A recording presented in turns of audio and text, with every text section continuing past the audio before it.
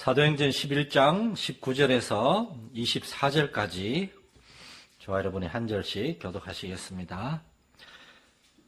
그때에 스데반의 일로 일어난 환란으로 말미암아 흩어진 자들이 베니게와 구브로와 안디옥까지 이르러 유대인에게만 말씀을 전하는데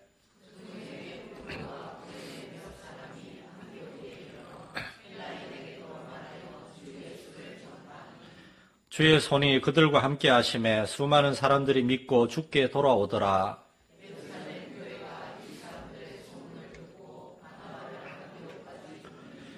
그가 이르러 하나님의 은혜를 보고 기뻐하여 모든 사람에게 굳건한 마음으로 주와 함께 머물러 있으라 권하니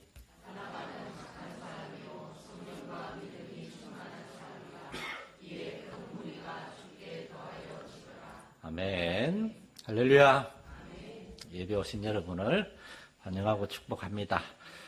2026년 우리 마산열린교회가 하나님의 말씀이 이끄시는 교회, 그렇게 되기 위해서 4가지 실천사항을 정했습니다. 무엇보다 기도에 힘쓰는 교회, 능력의 말씀이 선포되는 교회, 그리고 모든 사람이 전도하는 교회, 그리고 사랑으로 서로를 돌보는 교회. 다음 주에 사랑으로 서로를 돌보는 교회, 이 말씀 준비를 벌써 시작했습니다. 모든 것이 저기에 포커스가 가야 돼요. 열심히 기도하고 목회자가 최선을 다해 설교하고 우리 다 전도해도요, 여기 왔는데 이게 사랑이 없으면 다 뒷문으로 빠져나갑니다. 우리 교회가 뒷문을 딱 막고 사랑으로 여기에 나오면 절대 도망 못 가는 그런 게 만들 수 있기를 축원합니다. 시큰둥하네요. 왜 사도행전일까요? 사도행전은 사도들의 행적을 기록한 책입니다. 그러나 사실은 사도들이 주인공이 아닙니다. 사도행전을 가만히 읽어보면 이름을 알 수 없는 수많은 평신도들, 성도들, 그들의 행적이 중요하게 기록되어 있습니다. 그래서 저는 사도행전이 아니라 교회 행전이라고 부르는 것이 더 합당하다고 생각을 합니다. 제일 먼저 예루살렘 교회가 나와요. 예수님의 11 제자가 있고 예수님의 어머니와 그리고 갈릴리에서부터 예수님을 따라온 여인들과 그리고 남자들에서 120여 명의 성도들이 모였습니다. 그중에 우린 11명의 사도들 이름만 알지만 사실은 110명이나 되는 수많은 평신도들이 거기에 있었어요. 그들이 정말 주님의 말씀에 순종해서 오로지 기도에 힘쓸 때 그들의 성령이 임했고, 물론 베드로와 사도들이 설교했지만 그들만이 아니라 온 성도들이 예루살렘 구석구석에 들어가서 막 성령이 은사받고 용감하게 다른 사람들 언어로 말씀을 전했고, 그렇게 예루살렘 교회가 시작이 되었습니다. 거기에서 예수님을 믿게 된 소수의 사람들이 나중에 예루살렘을 떠나서 여러 곳으로 갔는데, 그중에 어떤 사람들이 로마에까지 가가지고 로마에도 복음을 전해서 이제 10여 년 후에 바울 사도가 회심하고 주의 전도자가 되어서 로마 교회에 대한 소문을 들었어요. 오순절에 예루살렘에서 예수를 믿은 사람들이 로마에까지 가서 교회를 세웠다는 소식을 듣고, 사도들도 없이 성도들만 있는 로마 교회를 위해서 그들에게 올바른 기독교 교리에 대해 책을 썼습니다. 그게 뭡니까? 그게 로마서입니다. 로마 교회는 사도들 없이 시작됐어요. 그리고 사도행전에는 물론 베드로와 바울 사도를 중심으로 많이 기록이 됐지만, 그러나 군데군데 빌립 집사님이 처음으로 사마리아에 가서 복음을 전했어요. 예수님은 예루살렘과 유다와 사마리아까지 가라 그랬는데 이 사도들은 예루살렘에만 있으니까 빌립 집사님이 사마리아에 가서 복음을 전했고, 그리고 가이사랴 빌립보에서는 사도들이 가기도 전에 이미 로마인 백부장 고넬료에게 하나님이 천사를 보내가지고 그에게 말씀하시고, 나중에 바울 사도와 바나바가 전도자가 되어서 소아시아 지역을 전도하는데, 바울 사도가 2차 전도행을 마치고 고린도에서 안디옥으로 본교회로 돌아가는데 에베소를 지나가는데, 에베소에도 이미 교회가 세워져 있었어요. 아무 사도들도 간 적이 없는데 소수의 형제들이 있으면서 바울 사도에게 선생님, 우리 에베소에도 좀 와주십시오. 근데 바울은 안디옥으로 돌아가는 길이었기 때문에 사도 바울이 약속을 하고, 그리고 3차 전도행을 어디로 옵니까? 에베소로 갑니다. 그렇게 에베소의 교회가 더 견고하게 세워집니다. 우리나라에 처음으로 선교사로 들어온 장로교 언더우드 선교사님이 쓴 글 중에 재미있는 글이 있어요. 언더우드 선교사님이 1885년 4월 달에 우리나라에 선교사로 들어왔어요. 그리고 그 해가 지나기도 전에 평양 근처의 어떤 마을에서 사람이 찾아와가지고 이렇게 부탁을 했습니다. 성문사님, 우리 마을에 와서 세례를 좀 주십시오. 언더우드 성문사는 깜짝 놀랐어요. 내가 여기에 온 지 나하고 내 친구 감리교 최초의 아펜젤러 성문사가 온 지 몇 달 되지도 않았는데 우리 그 마을에 가서 복음을 전한 적도 없는데 와서 세례를 달라고?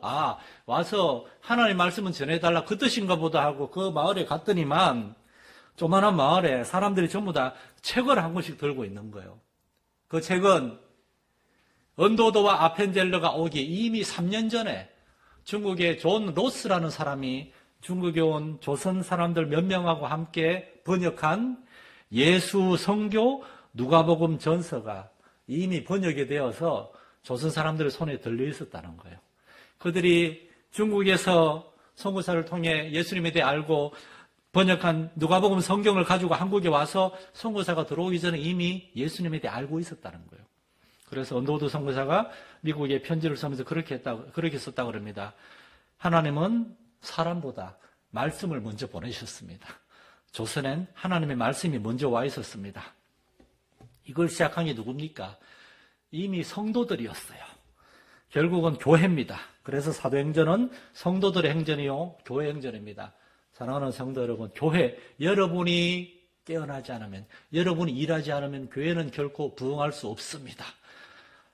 우리 마선연령교회 온 성도들이 깨어서 기도하고 전도하고 서로 사랑하고 돌봄으로 그렇게 교회가 세워지는 은혜가 있기를 축원합니다. 오늘 사도행전의 이 말씀을 통해서 우리는 어떻게 복음을 전하고 어떻게 교회를 세워나갈 것인가 몇 가지 원리를 생각해 보기 원해요. 예루살렘 교회가 막 부흥하고 있었는데 이 교회의 문제는 예루살렘에만 머물러 있다는 거예요. 교회는 모이는 교회가 아니라 또한 흩어지는 교회가 되었는데 예루살렘에만 모여 있었어요. 오순절에 성령을 받고 복음을 전했어요. 그래서 저 소아시아, 아프리카, 구레네, 구브로섬 이런 데서 온 사람들이 예수를 믿게 됐는데 고향으로 돌아가진 않아요. 거기 가면 이방인 지역인데 우리 그냥 예루살렘에서 우리 예수 믿는 공동체 여기서만 살랍니다. 교회가 좋사오니 얼마나 좋습니까? 예수 믿는 사람들 천사들하고만 어울리고. 그러나 하나님은 복음은 예루살렘을 떠나서 유대와 사마리아와 땅끝까지 증거되어야 한다고 말씀하셨기 때문에 너무 안 움직이니까 하나님이 찾아오십니다. 그래서 예루살렘에 핍박이 일어났어요. 스데반 집사가 죽고 야고보 사도가 죽고 그러한 과정을 통하여 저도 예루살렘 성도들은 흩어지기 시작했습니다. 아이고 아무래도 고향으로 돌아가야 되겠다. 그래서 소아시아의 베니게와 구브로와 안디옥이라는 이 지역에서 온 사람들이 자기들의 고향으로 돌아갔어요. 물론 이들은 사도가 아니라 평신도들입니다. 성도들이에요. 그렇게 해서 베니게와 구브로 어디입니까? 우리 교회 최재호 집사와 데클라가 살고 있는 사이프러스, 지중해에서 두 번째로 큰 섬, 그리고 안디옥에, 지금의 터키에 있는 그 지역에 성도들이 먼저 가가지고 교회가 시작됐어요. 왜냐하면 교회는 건물이 아니니까. 교회는 예수 믿는 사람들이 모여가지고 저녁마다 함께 찬양하고 함께 말씀을 읽으면서 기도하고 성만찬을 행하는 그 모임이 교회니까. 오늘 여러분은 기간별 친구 모임을 가집니다. 그 남전도회, 여전도회, 바울성교회 그 모임, 그 소그룹 여러분 거기도 교회입니다. 예수님 말씀하십니다. 두세 사람이 내 이름으로 모인 곳에는 나도 그들 중에 있느니라. 교회는 이렇게 작은 모임에서 시작돼가지고 서로를 돌아보고 살피고 여기 적어도 한 40명 가까이 나와 있는데 서로 얘기도 잘 못하고 돌아가잖아요. 그러나 그 기간 모임, 소그룹 모임을 통해서 한 사람 한 사람 목소리를 듣고 저 사람 목소리가 이렇게 됐구나. 어떤 분이 우리 정경 집사님 목소리 처음 들어봤대요. 얼마 전에. 말을 잘 못하시는 줄 알았대요. 이렇게 말씀을 잘 하시는 분인데 소그룹으로 모여야 목소리를 듣죠. 목소리를 듣고 그의 삶에 대한 이야기를 듣고 그의 기도 제목을 나누고 함께 기도하고 이런 작은 모임들이 교회고 다 함께 모임, 이 모임도 교회고 이렇게 교회는 시작이 되는 겁니다. 여기에서 우리는 전도의 중요한 원리를 볼 수 있어요. 첫째, 전도는 하나님께 순종하는 사람들을 통해서 시작된다는 겁니다. 하나님의 일하시는 방법은 사람입니다. 구약 성경에 보세요. 하나님이 아담에게 찾아오고 그리고 노아에게 찾아오시고 아브라함에게 찾아오시고 모세에게 찾아오시고 하나님의 역사는 언제나 하나님이 어떤 사람을 선택하시고 그에게 찾아오시는 데서 시작합니다. 하나님이 여러분 한 사람 한 사람에게 찾아가셔서 여러분을 부르셔서 구원하시고 여러분을 하나님의 자녀 삼아주셨어요. 그리고 여러분이 전 세계 여러 군데 흩어져 있는 여러 사람들을 왜 전 세계냐고요? 이 중에 어떤 사람은 말레이시아에서도 왔거든요. 우리를 다 모아가지고 하나의 공동체로 가족으로 엮어주셨습니다. 그래서 사람이 중요해요. 사람이 꽃보다 발리기보다 더 중요합니다. 교회란 사람들을 대하고 사람들을 섬기고 도와주는 거예요. 그런데 이것을 잊어버리면 안 돼요. 유대교가 실수한 게 이겁니다. 유대교는 사람을 잊어버렸어요. 하나님이 율법을 주신 것은 사람의 영적인 복을 위해서 주신 것이고 안식일 규정도 사람으로 하여금 심과 영적 회복을 가지라고 주신 것인데 유대인들은 그만 사람을 잊어버렸습니다. 예수님이 안식일에 38년 된 병자를 고쳐주었다고 뭐라 그러고 안식일에 날 때부터 맹인된 사람을 고쳐줬다고 뭐라 그러고 아니 사람이 눈이 떠있었어요. 38년간 누워있던 사람이 일어났어요. 그런데 걷다 대고 왜 안식일에 일하느냐고 안식일에 사람 고쳐주면 안 됩니까? 일 때문에 사람을 잊어버렸어요. 우리 말씀드리는 사람을 잊어버리지 않고 사람을 잃지 않는 교회 되기를 축원합니다. 여러분 한 사람 한 사람을 소중히 여겨야 돼요. 오늘 19절에 이렇게 얘기합니다. 그때에 스데반의 일로 일어난 환란으로 말미암아 흩어진 어떤 사람들이 나옵니다. 이 사람들은 오순절에 예루살렘에서 사도들과 초대교회 성도들의 전도를 듣고 예수를 믿게 된 사람들입니다. 그런데 이 사람들은 원래 소아시아에 살던 이방 땅에 살던 유대인들이었어요. 예루살렘에 일어난 환란으로 말미암아 고향으로 돌아갔습니다. 그래서 이들이 베니게와 구브로와 안디오게까지 갔습니다. 이거 다 소아시아에 있는 지역인데 그런데 이들이 복음을 전하기 시작하는데 처음에는 유대인에게만 말씀을 전했습니다. 왜냐하면 이들은 아직도 유대인들이기 때문에 이방인들에게 가서 이야기하고 이방인들에게 복음을 전하고 이방인들이 우리의 공동체로 들어오고 하는데 이들은 아직도 어려움을 겪고 있었어요. 유대교는 이방인들하고 절대 상종 안 합니다. 이방인들이 개종해서 유대교가 되고 유대인이 되었을 때라야 상종을 합니다. 그러니 이 예수님을 믿지만 그러나 여전히 유대교의 그 선입견을 가지고 있는 이 사람들이 이방인들에게 전도하기가 어려웠을 거예요. 사랑하는 여러분, 하나님의 방법은 사람인데 사람은 이렇게 연약한 존재입니다. 예수를 믿어도 우리가 예수 믿기 전에 가지고 있던 선입견, 고집들, 자신의 주관 등등에서 벗어나기가 쉽지 않아요. 이 흩어진 사람들은 오순절에 예루살렘에서 하나님의 성령이 초대교회에 임하시는 것을 봤어요. 베드로와 요한을 통해서 성전 미문에 앉아있던 안전뱅이가 병이 낫는 것을 봤어요. 거기에서 믿는 사람들이 함께 있으며 서로 간에 물건을 통용하고 어려운 사람들을 도와주면서 정말 하나님 믿는 사람들은 이런 사람들이구나. 그러나 놀라운 은혜도 경험했어요. 그럼에도 불구하고 그 유대인의 선입견과 유대인의 그 장벽, 유대인의 그 가치관, 그걸 넘어서지 못했어요. 그래서 이방인에게 나아가지 못했습니다. 우리에게는 선입견과 장벽은 그렇게 두껍고 견고한 겁니다. 우리에게도 이러한 마음의 선입견과 장벽들이 있을 수 있습니다. 저 사람은 정말 이해할 수가 없어. 저 사람하고는 도저히 마음을 열고 나누지 못할 것 같아. 이런 두려움들로 인해서 우리는 사람들에게 다가가지 못할 때가 있지 않습니까? 여러분, 그걸 넘어서야 돼요. 도저히 못하겠습니다. 예, 사람으로는 할 수 없어요. 그래서 하나님의 은혜가 필요합니다. 성령님 우리의 마음을 열어주셔야만 됩니다. 혹시나 또한 여러분이 선뜻 복음을 전하지 못하는 사람이 있습니까? 저 사람은 절대 교회 나오라 그래도 내 말 안 들을 거야. 무시할 거야. 날 비웃을 거야. 우리의 마음으로 그들을 정말이지 받아들이기 어려운 사람들이 있습니까? 그들에게 복음 전하기를 꺼려하고 그들이 우리 교회에 와서 신앙생활하는 걸 불편해하고 그러한 우리 마음의 선입견, 두려움, 염려와 걱정들, 부담감 등등이 있습니까? 우리 힘으로는 참으로 넘기 어려워요. 그럼에도 불구하고 우리는 하나님의 은혜를 구해야 될 줄로 믿습니다. 예수님이 하늘 영광의 보좌를 버리고 사람이 되어 우리에게 오셨으니 예수님은 그 정도로 우리에게 오셨다면 우리는 이 선입견과 장벽을 최선을 다해서 넘어가야 되지 않겠습니까? 그런 순종의 사람들이 나타났어요. 20절에 보면 그 중에 구브로와 구레네 몇 사람이, 소수의 사람들이 안디옥에서 헬라인에게도 말하여 주 예수를 전파했다고 합니다. 구브로는 지중해 사이프러스 섬이고 구레네는 북아프리카에 있는 로마 제국의 한 도시입니다. 그 지역에 살고 있던 유대인들, 이들이 마침내 그 마음의 선입견과 장벽을 넘어섰어요. 이들은 생각한 겁니다. 예수님은 하늘 영광의 보좌를 버리고 이 땅에 오셔서 우리에게 복음을 전해주셨다. 그 예수님은 우리에게 예루살렘과 온 유대와 사마리아와 땅끝까지 가라고 말씀하셨다. 그렇다면 우리는 유대인들만이 아니라 이방인들에게도 복음을 전해야 되지 않겠는가? 안디옥에 유대인들보다 더 수많은 이방인들, 헬라인들이 있는데 저들에게도 복음을 전해야 하지 않겠는가? 그렇다. 저들에게도 가서 말하자. 저들에게도 주 예수를 전파하자. 구브로와 구레네의 몇 사람의 순종을 통해서, 이 어린아이와 같은 단순한 믿음의 순종을 통해서 여러분, 기독교의 역사가 바뀌었습니다. 첫째, 주의 손이 그들과 함께 하심으로 안디옥에 큰 교회가 생겨났어요.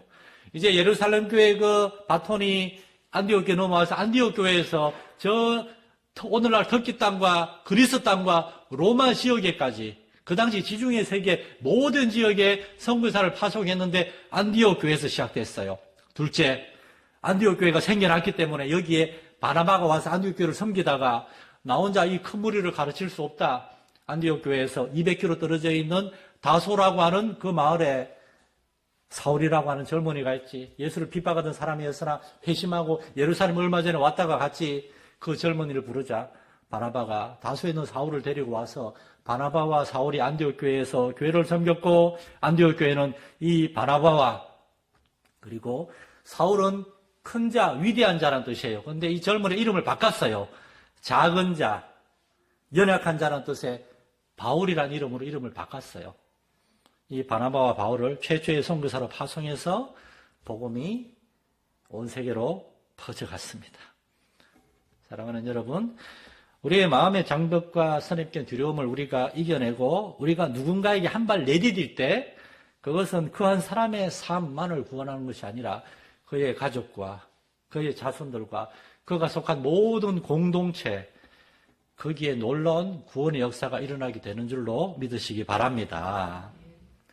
두 번째 원리가 있습니다. 하나님은 우리에게 무조건 전도하라고 하는 것이 아니라 우리에게 이미 전도의 여건을 다 준비해 주셨어요. 그게 바로 관계 전도입니다. 관계 전도. 하나님이 우리에게 허락하신 관계가 있어요. 구브로와 구레네 출신의 몇 사람이 길 가다가 아무한테나 전도했을까요? 아니요. 이 사람들은 안디옥에 있는 자기들이 이미 알고 있는 헬라 사람들, 자기들하고 오랫동안 장사를 하고 있거나 아니면 자녀들 때문에 교제하고 있거나 자기들이 익히 알고 있던 사람들, 그런 헬라인 친구들에게 다가가서 복음을 전한 겁니다. 성경에 이런 관계전도의 이야기가 많이 나옵니다. 여리고에서 예수님을 만난 세리장 삭개오는 돌 무화과 나무 위에 있는 자신을 예수님이 먼저 부르시고 삭개오야 내려오라, 내가 오늘 너의 집에 가겠다 했을 때 삭개오는 자기의 집에 예수님만 모시고 다른 사람 다 내보는 것이 아니라 여리고에 있는 모든 세리들을 다 초대했어요. 지금 아니면 우리 세리들이 누가 예수님을 만날 수 있겠나? 그래서 삭개오는 자신의 내 친구 세리들, 성전이나 회당에 가지도 못하고 하나님의 말씀을 들을 기회도 없는 이들, 그러나 우리 예수님은 환영해 주실 것이다. 우리 세리들도 이분의 말씀을 들어야 된다. 그래서 친구들을 다 데리고 와서 그들이 말씀을 듣게 했어요. 가이사랴에 사는 고넬료가 하나님의 천사가 보내가지고, 고넬료야, 너는 저기 요바에 있는 베드로를 불러서 나사렛 예수에 대한 복음의 말씀을 들어라. 하나님의 천사가 말씀을 전했습니다. 고넬료가 요바에 있는 베드로를 불렀어요. 베드로가 와보니까 고넬료는 그의 친척과 가까운 친구들을 다 모아 기다리고 있었다고 되어 있어요. 왜 고넬료가 그랬겠어요? 나만 예수를 믿어서 구원받는 것이 아니라 내 친구들, 내 친척들, 내 지인들 다 하나님의 말씀을 듣기를 원한다. 여러분, 이거 너무나 당연하고 자연스러운 반응이 아니겠습니까? 바울 사도가 나중에 고린도에서 로마에서 온 아굴라라는 사람을 만나서 같이 고린도에서 복음을 전하는데 바울과 아굴라 두 사람 다 천막을 수리하는 텐트 고치는 사람이었어요. 시장에서 그들은 천막을 수리하면서 자신의 옆에 있는 같이 일하는 사람들에게 일하면서 대화하고 그들에게 복음을 전했습니다. 여러분, 하나님이 우리에게 허락하신 이러한 관계가 있어요. 그게 바로 세상 사람들 그걸 인맥이라고 그래요. 인맥. 그리고 세상 사람들 인맥을 이용해서 돈을 벌거나 승진하거나 출세하거나 하는 등등 무언가 이득을 얻으려고만 해요. 그러나 우리는 그 인맥을 이용해서 그들에게 예수님을 전하고 그들을 예수님께로, 그들을 교회로 인도할 수 있는 사람이 되어야 하겠습니다. 이러한 관계와 인맥, 지인을 가리켜서 성경은 오이코스라고 얘기합니다. 오이코스라는 말은 크다란 가족이란 뜻입니다. 그래서 로마 이스라엘 당시에서 집에 이런 마당이 있어요. 지경이 있어요. 집 울타리가 그 안에 들어온 사람은 전부 다 가족이 되는 거예요. 누구나 주인과 함께 식사할 수 있고 함께 식사하고 함께 하나님을 예배할 수 있는 이 모든 사람들을 가족이라고 그래요. 우리 각자에게는 이런 오이코스들, 하나님이 허락하신 인맥과 지인들이 있습니다. 여러분, 그러한 여러분의 인맥과 지인 관계에 있는 사람들에게 우리 마산연합교 예배 한번 와보세요. 우리 목사님 눈 쪽 째졌지만 얼마나 말씀 열심히 연구하는지 모릅니다. 말씀 한번 들으러 와보세요. 여러분 그렇게 전도하고 권면하고 있습니까? 명절 같은데 특별한 예배 때 여러분이 믿지 않는 자녀들 어떻게든 잘 구워 삶아가지고 5만 원 지어주고 교회에 데리고 오는 거예요. 여러분의 지인들을 교회에 초대하는 거예요. 그러한 하나님 허락하신 관계, 인맥, 지인, 오이코스들을 통해서 복음을 전할 수 있기를 축원합니다. 마지막 세 번째 원리는 그럼에도 불구하고 우리가 전도하지 못하는 큰 어려움이 있어요. 그러나 여러분 정직하게 말씀드립니다. 우리는 전도를 못하는 것이 아니라 안 하고 있다는 겁니다. 전도란 무엇일까요? 전도란 물론 토요일마다 어제도 추운데 우리 이렇게 남자들 몇 명하고 해서 이렇게 여기서 전도를 했어요. 그래서 아주 별의별 재밌는 일도 있었는데 여러분 전도는 그렇게 전도 시간을 정해서 나가서 하는 거란 특별한 일이기도 하지만 그러나 그 이전에 전도는 우리의 삶 속에서 자연스럽게 나타나는 현상이 되어야 됩니다. 전도는 방법이 아니라 현상이에요. 현상이 무슨 뜻인가? 어떤 방법을 익혀서 억지로 하는 일이 아니라 전도는 자연스럽게 나타나는 일이라는 겁니다. 예를 들어 배가 고프면 밥을 먹어야 됩니다. 졸리면 자야 됩니다. 피곤하면 쉬어야 돼요. 신기한 일을 보거나 경험하면 사진으로 남기거나 인스타에 올리게 되었습니다. 여러분 밤중에 마산만 해안공원에 그 산책하다가 옆에 인어가 나타났어요. 그냥 넘어가겠습니까? 사진으로 찍어서 인스타에 카톡으로 올리고 인어를 봤다고.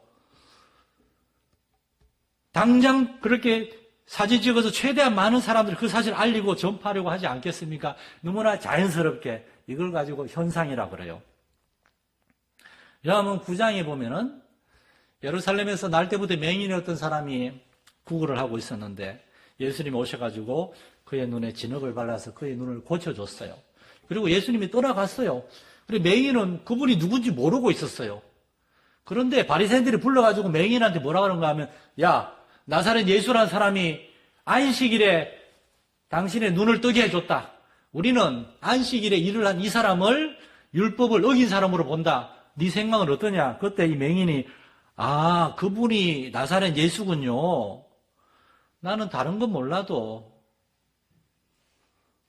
여기 제가 안식일이고 나발이고 그렇게 썼는데 이런 표현을 웬만하면 없애려고 애쓰는데 안식일이고 뭐고 간에 나에게 가장 중요한 것은 그분이 나의 눈을 뜨게 해준 겁니다. 그런데 당신들은 그건 하나도 중요하지 않은가 보죠. 나에게는 그 사실이 중요합니다. 그러므로 나는 그분을 알고 그의 제자가 되기를 원합니다. 당신들은 왜 그의 제자가 되기를 원하지 않습니까? 이 말을 했다가 바리새인들에게 욕먹고 쫓겨나죠. 베네게 이 구브로 안디옥에서 이 안디옥에는 이 사람들은 누굽니까? 예루살렘에서 오순절에 성령님이 사람들이 내려오는 것을 목격한 사람들이에요. 베드로와 요한이 안전맹인을 나사렛 예수의 이름으로 일으키는 것을 봤어요. 성령님의 역사로 수많은 사람들이 예수님께 돌아오는 걸 봤어요.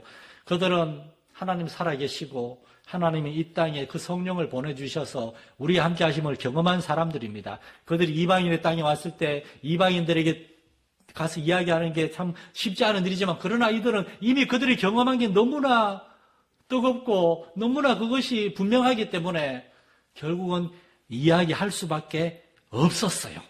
너무나 자연스럽게 그들은 이방인들에게 다가가서 자신들이 예루살렘에서 들었고 보았고 경험했던 그 하나님 나라의 구원과 생명과 소망과 기쁨에 대해서 그들은 자연스럽게 나누게 되었습니다. 목회자로서 제가 잊을 수 없는 권사님 한 분 있습니다. 제가 여러분에게 이야기한 적이 있을 거예요. 1990년대 중반에 제가 저희 고향 김천의 고향교회에서 전도사로 있으면서 정말 20대 중반의 어린 전도사로서 조그마한 구역을 하나 맡아서 섬기는데, 그 구역에는 저희 어머니의 친구가 되는 나이 많은 권사님이 한 분 있었어요. 닭집을 하고 있었어요. 김천 닭집. 거기에 제가 일부러 저는 점심때쯤 신방을 갔어요. 그러면 그분이 꼭 닭튀김을 줬거든요. 거기 앉아서 닭튀김을 먹으면서 권사님과 함께 가정 이야기, 기도 제목 나누고 자녀들 이야기, 권사님에게는 딸 셋과 아들 하나가 있었어요. 다 제가 가르친 청년들이에요. 이야기를 하고 있는데 그 한 30분 이야기하는 동안에 권사님은 이야기하면서 쉬지 않고 닭목을 꺾고 닭을 이렇게 뜨거운 찜통에 넣고 있는데, 그러면서 앞에 손님들이 오면 이야기합니다. 아이고 여기 우리 교회 전도사님 젊고 잘생겼지? 젊은 건 분명하니까요. 우리 교회 한번 와봐요. 특별한 전도가 없어요. 저기 평화동에 그 십자가 제일 높은 거 우리 교회 한번 와봐요. 손에는 닭털과 닭피가 흥건했고 가게에서는 그 피로 인해 고약한 냄새가 끊이지 않았고, 시장 한가운데서 온통 소란스러운 가운데도 이 권사님은 자신의 일을 하면서 계속해서 아는 사람들에게 전도하고 있더라고요. 저는 그걸 가만히 보면서 이게 전도다. 이게 전도다.